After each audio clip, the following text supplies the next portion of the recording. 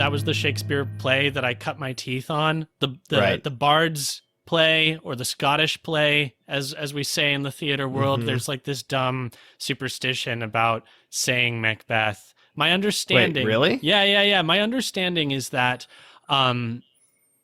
this is how the story goes. This is how it was told to me, that Okay. Shakespeare had written this play as a means of impressing King James, who was the new king at the time.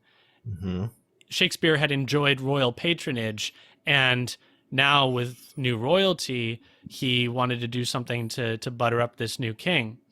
And as the story goes, King James was into the occult, fancied himself a little bit of of an expert on the subject. Not that he dabbled in the occult, that's not what I've heard, but that he researched it and studied it and understood occultic practices.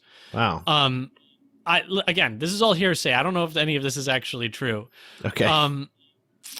So Shakespeare gets this idea to write a play that would feature pretty prominently some elements of the occult.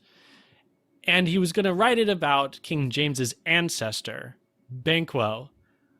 So Banquo is put forward as a character that King James would have been aware of as being his ancestor, and the prophecy about the line of kings that is going to be Banquo's is actually an indication of King James's own ascendancy to the throne. And anyway, the verse that's used by the witches in Macbeth is the only time in all of the Shakespeare canon that this particular verse appears, this particular meter, right? Because it's unique in that way. Is that like iambic quatrameter or yeah, something? I don't know exactly what it is, but it's not the iambic pentameter that Right. Shakespeare typically writes in. And he does. Well, there's 4 beats, so He does use a lot of different kinds of verse throughout his plays, but this one is unique. And it's led some people to speculate that these sections were actually not written by Shakespeare, but written by King James himself, who also fancied himself a bit of a writer.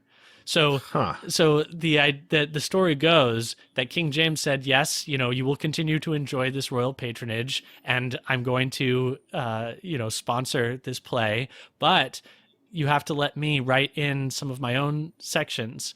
And the idea is that he wrote in actual sort of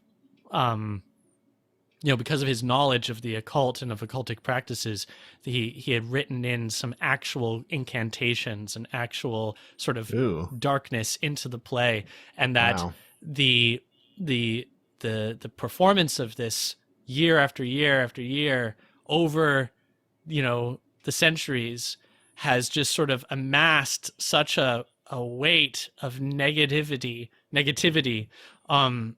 that even just the mere mention of the word Macbeth is enough to sort of like draw all of that down upon the performance. So people are like highly superstitious about this. The whole time we worked on Macbeth, we weren't allowed to refer to it as Macbeth. You obviously got to say Macbeth's name in the context of rehearsal in the play, but the rest of the time it was the Scottish play.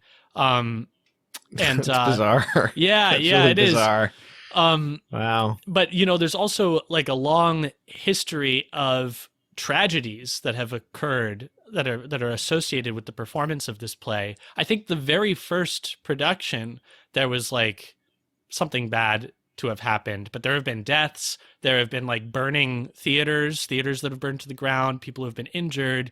It stands to reason because it's a quite ambitious play, right? Like there's a lot going on in this play. There's ghosts, there's sword fights, there's floating daggers and decapitations and visions of spirits, and it's there's just like a lot that happens. And so any theater that attempts to do this play has got its work cut out for it, and there's a lot that can possibly go wrong.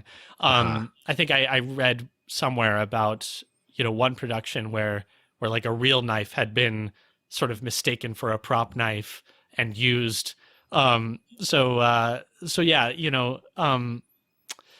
it's a complicated play with a complicated history. Interesting.